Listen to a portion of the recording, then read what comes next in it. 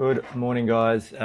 Wednesday was a definitive end to the year. ASX 200 closed down about 14 points. S&P fell pretty significantly, dropping 49 points to wrap up that final session. Just to note that this move marked the fourth consecutive year where both the Aussie and the S&P finished the final day of the year in the red, which is interesting. In the UK, market ended flat there. It did actually manage to strike a new record high during the session. But looking at that sea of red to close out the year, I guess the natural conclusion there is that we're entering, obviously, 2026 with that heavy bearish momentum. Potentially looks like the start of a bit of a broader slide.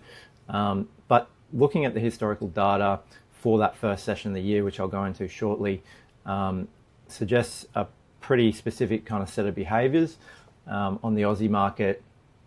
This is typically a day of really high velocity moves, big ranges.